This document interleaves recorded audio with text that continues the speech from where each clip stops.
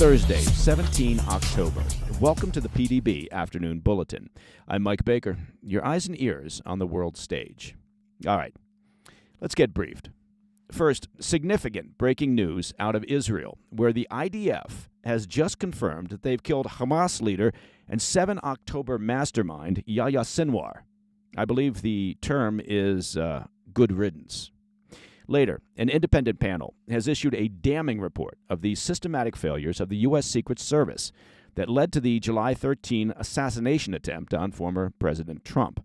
We'll discuss the panel's recommendations for a complete overhaul of the agency, well, that's not happening, which are now under review by the Department of Homeland Security, DHS. And as I said, here's a spoiler alert, don't expect to see the recommendations followed.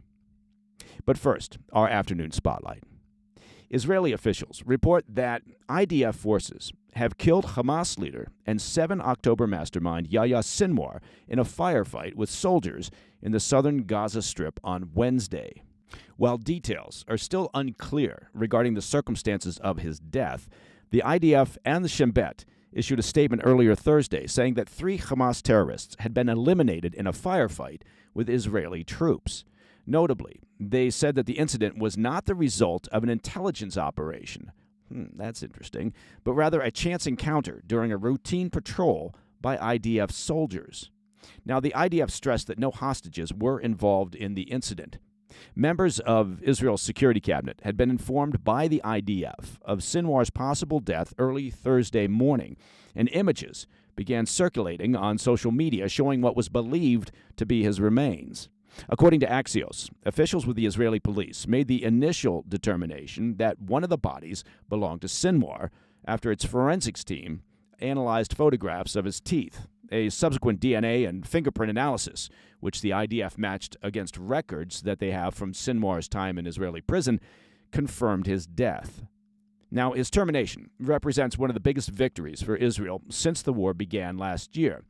As I mentioned, Sinwar was the mastermind of those brutal 7 October attacks on Israel, which killed 1,200 people in Israel and resulted in the group taking more than 250 hostages.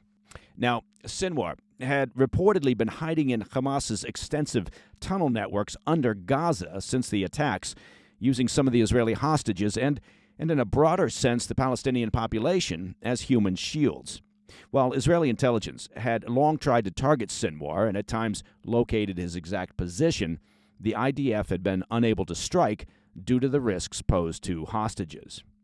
In recent months, Sinwar was said to have surrounded himself with 22 of the remaining hostages, holding them in handcuffs and using them as human shields against any potential Israeli assault on his location. Ooh, such a brave terrorist leader. Sinwar, who was also known by the nickname the Butcher of Khan Yunis, was officially named the new leader of the terrorist outfit back on the 6th of August, following the death of the group's political chief, Ismail Haniyeh, in Tehran on 30 July. Now, as a reminder, Sinwar had in the past callously referred to dead Palestinian civilians as, quote, necessary sacrifices, while also lining his pockets and the bank accounts of other Hamas leaders with money stolen from the Palestinian people. So yeah, good riddance. Now, the next question will be, to what degree will Sinwar's removal impact Hamas's ability to function and to continue as an effective terrorist organization? And, of course, who will replace him?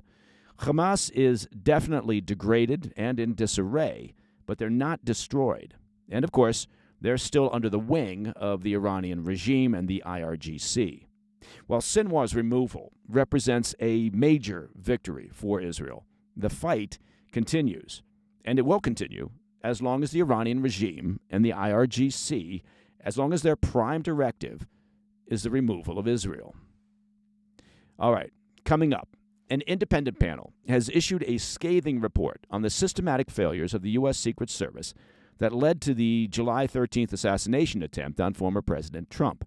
We'll have those details when we return. Welcome back to the Afternoon Bulletin. An independent panel is calling for sweeping changes within the Secret Service following the attempted assassination of former President Trump back in July. The panel's report, released on Thursday, suggests replacing the agency's leadership with those from the private sector and narrowing its mission to protective duties. The report, commissioned by the Department of Homeland Security, DHS, scrutinized the Secret Service's handling of the 13 July rally in Butler, Pennsylvania, where rooftop gunman Thomas Crooks fired 8 shots at former President Donald Trump, grazing his ear. The attack left 2 others injured and, of course, killed attendee Corey Compatore. The attempted assassination exposed lapses in the agency's protocols, you think? Some mirroring previous failures, such as a 2014 breach of the White House. The report cites a, quote, culture of complacency within the agency, which has been slow to reform despite repeated warnings. A key issue was the inexperienced agents tasked with protecting Trump during the rally, including the agent who was in charge of the event. Panel members cite a lack of, quote, critical thinking among agents and supervisors. For example, the report reveals a site agent in charge of security had only graduated from the Secret Service Academy back in 2020 and only joined Trump's detail earlier in the year. The report reveals the agent was selected due to availability rather than expertise, leading to numerous oversights, including the lack of rooftop surveillance.